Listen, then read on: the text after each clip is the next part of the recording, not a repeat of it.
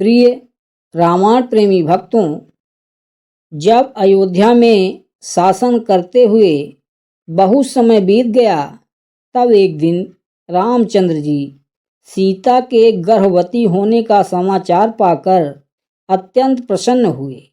वे सीता से बोले, विदेह नंदिनी, अब तुम शीघ्र इक्ष्वाकु वंश को पुत्र रत्न प्रदान करोगी। इस समय तुम्हारी क्या इच्छा है? मैं तुम्हारा मनोरथ अवश्य पूरा करूंगा। तुम निसंकोच होकर अपने मन की बात कहो।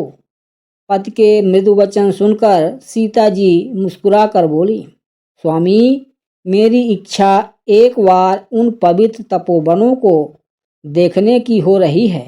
मैं कुछ समय उन महर्षि तपस्वियों के पास रहना चाहती हूँ जो कंद मूल फल खाकर गंगा के तट पर तपस्या करते हैं। कम से कम एक रात्रि वहाँ निवास करके मैं उन्हें उग्र तपस्या करते देखना चाहती हूँ। इस समय यही मेरी अभिलाषा है। सीता की अभिलाषा जानकर रघुनंदन बोले, सीते, तुम्हारी अभिलाषा मैं अवश्य पूरी करूँगा। तुम निश्चिंत रहो। कल प्रातःकाल ही मैं तुम्हें गंगा तटवासी ऋषियों के आश्रम की ओर भेजने की व्यवस्था करा दूंगा। सीता को आश्वासन देकर राम जी राज दरबार में चले गए। राज दरबार से निवृत्त हो वे अपने मित्रों में बैठकर हास्य विनोद की वार्ता करने लगे। बातों ही बातों में रामचंद्र ने पूछा, भद्र, आजकल नगर में किस बात की चर्चा विशेष रूप से होती है? नगर और जनपद के लोग मेरे सीता, भरत, लक्ष्मण आदि भाइयों और माता कैकेयी के विषय में क्या क्या बातें करते हैं। प्रायः देखा जाता है कि राजा यदि आचार विचार से हीन हो तो सर्वत्र उसकी निंदा होती है। भद्र ने उत्तर दिया, सौम्य, सर्वत्र आपके विषय में अच्छी ही चर्चा सुनने को मिलती है। दशग्रीव पर जो आपने विजय प्राप्त की है, उसको लेकर सब लोग आपकी खूब प्रशंसा करते हैं और आपकी वीरता की कहानी अपने बच्चों को बड़े उत्साह से सुनाते हैं। रामचंद्र बोले, भद्र, ऐसा नहीं हो सकता कि सब लोग मेरे विषय में सब अच्छी ही बातें कहें। कुछ ऐसी भी बातें हो सकती हैं जो उन्हें अच्छी न लगती हो। संसार में अनेक प्रकार के लोग होते हैं, इसलिए तुमने जो कुछ भी सुना हो निश्चिंत होकर बेखटक कहो। यदि उन्हें मुझमें कोई दोष दिखाई देता होगा तो मैं उसे दूर करने की चेष्टा करूंगा।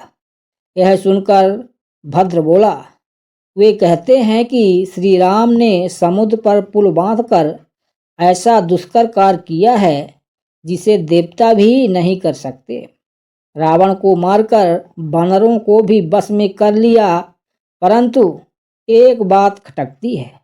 रावण को मारकर उस सीता को घर ले आए जो इतने दिनों तक रावण के पास रही।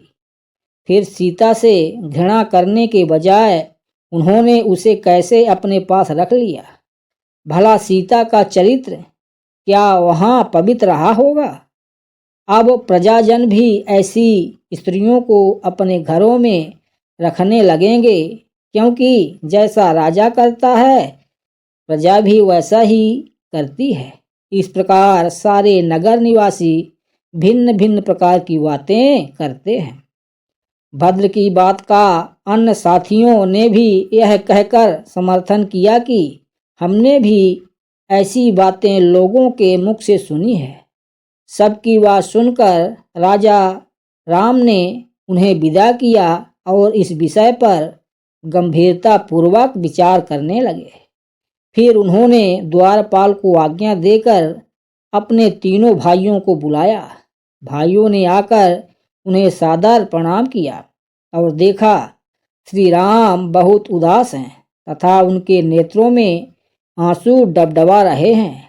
श्री राम ने बड़े आदर से अपने भाइयों को अपने पास बिठाकर कहा, बंधुओं, मैंने तुम्हें इसलिए बुलाया है कि मैं तुम्हें उस चर्चा की जानकारी दे दूं जो पूर्ववासियों में मेरे और सीता के विषय में चल रही है।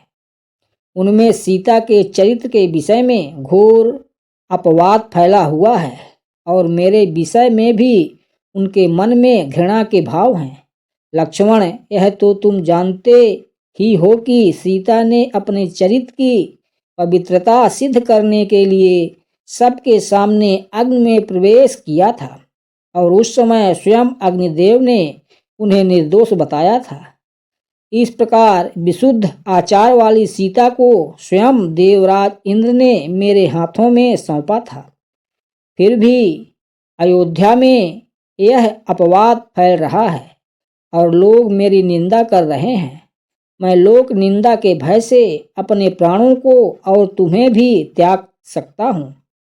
फिर सीता का परित्याग करना तो मेरे लिए तनिक भी कठिन नहीं होगा।